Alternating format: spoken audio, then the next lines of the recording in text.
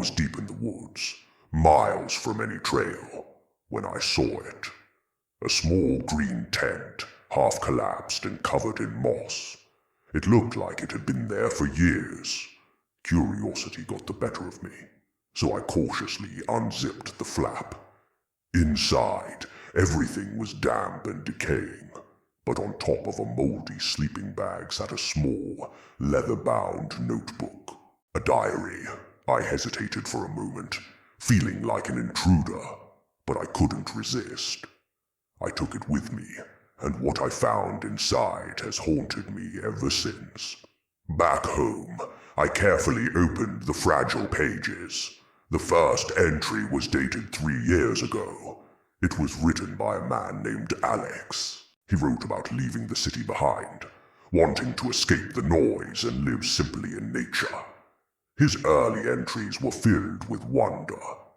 He described the sunrise, the taste of fresh berries, the silence of the forest at night.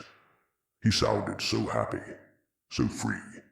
He was building a new life, one with his own hands. He talked about tracking deer, identifying plants, and feeling a deep connection to the earth. But as I read on, the tone started to shift. About a month in, his entries became shorter, more anxious. He mentioned strange noises at night, twigs snapping just outside his tent, whispers that seemed to ride on the wind. At first he dismissed it as his imagination, the forest playing tricks on him. But the feeling of being watched grew stronger.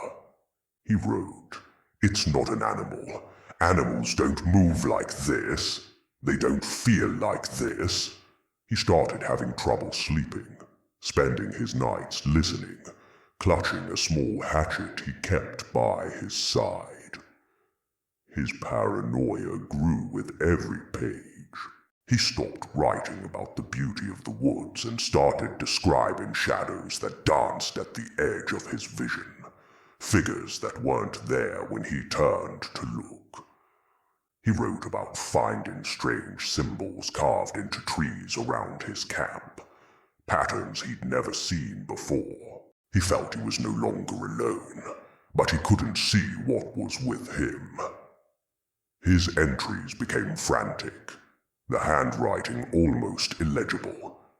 He was running low on food but was too afraid to leave the small clearing where he'd pitched his tent. The last entry is what chills me to the bone. It's just a few sentences, scribbled frantically. "It's in the trees. It's always in the trees. It doesn't have eyes, but it sees me. I can't run. It won't let me leave.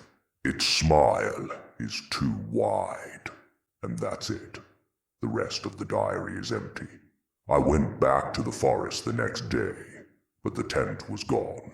There was no sign it had ever been there, just a patch of flattened ground. What happened to Alex?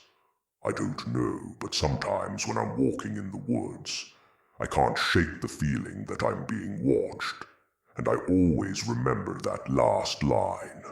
"Its smile is too wide." Thanks for watching.